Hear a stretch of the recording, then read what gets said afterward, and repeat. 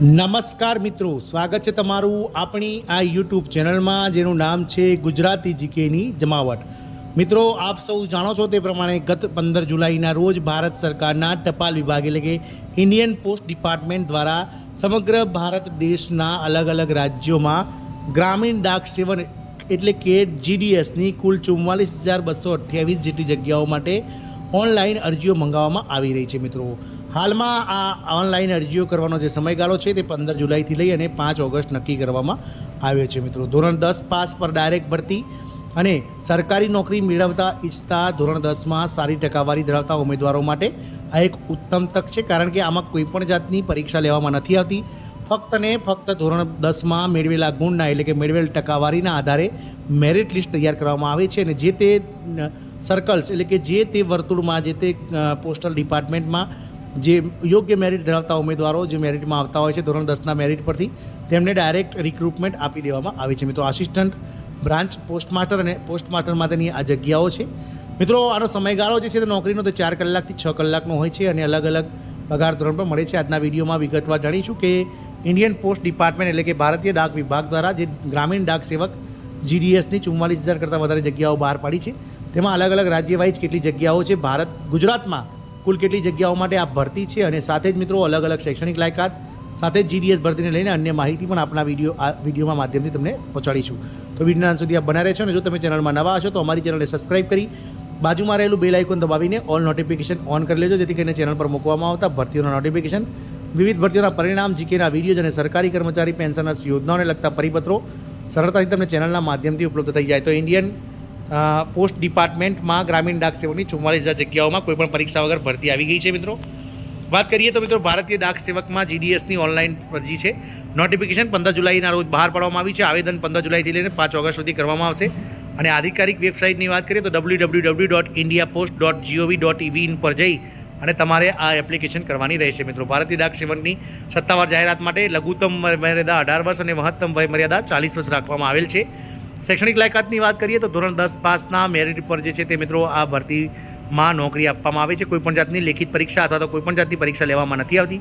ફક્ત ને ફક્ત ધોરણ 10માં મેળવેલ ટકાવારીના આધારે મેરિટમાં આવતા ઉમેદવારોને જે છે તે મિત્રો નોકરી મળી જતી હશે। ગ્રામીણ ડાક સેવકમાં ખાસ કરીને ધોરણ 10માં 90% વધારે માર્ક્સ ધરાવતા ઉમેદવારોને જે છે તે દર વર્ષે જોબ મળતી હોય છે। મિત્રો, ભારતીય ડાક સેવક દ્વારા ધોરણ 10માં મેળવેલા ગુણના આધારે જે છે તે મિત્રો અલગ અલગ સર્કલ વાઇઝ આ નોકરીઓ આપવામાં આવે છે। વાત કરીએ તો ફીની તો મિત્રો જનરલ અને ઓબીસી માટે 100 રૂપિયા ફી રાખવામાં આવી છે। સાથે તમામ કેટેગરીની મહિલાઓ અને EWS, SC, ST, PWD, x army man વગેરેને ફીમાં ભરવામાંથી મુક્તિ આપવામાં આવી છે। અરજી કરવા માટે તમારે www.indiapost.gov.in વેબસાઇટ પર જઈ અને રિક્રુટમેન્ટ સેલમાં જઈને તમારે જે છે તે મિત્રો આ અરજી જે તે સર્કલ માટે કરવાની રહેશે। વાત કરીએ અલગ અલગ રાજ્ય વાઇઝ કેટલી જગ્યાઓ ખાલી છે 44,000માંથી, તો આંધ્રપ્રદેશમાં 1355 છે, આસામમાં અલગ અલગ 746, આસામમાં આસામી ભાષાના 746, આસામમાં બેંગાલી ભાષાના 123, આસામમાં બોડો ભાષાના 25, આસામમાં ઇંગ્લિશ અને હિન્દી ભાષાની 2 એમ આસામમાં જગ્યાઓ ખાલી છે। બિહારની વાત કરીએ તો 2558 જગ્યાઓ છે। વાત કરીએ તો છત્તીસગઢમાં મિત્રો 1338 જગ્યાઓ છે। વાત કરીએ તો દિલ્હીની તો દિલ્હીમાં મિત્રો કુલ 22 જગ્યાઓ છે। ગુજરાતમાં 2034 જગ્યાઓ છે। હરિયાણામાં કુલ 241 જગ્યાઓ છે। હિમાચલ પ્રદેશમાં 708 છે।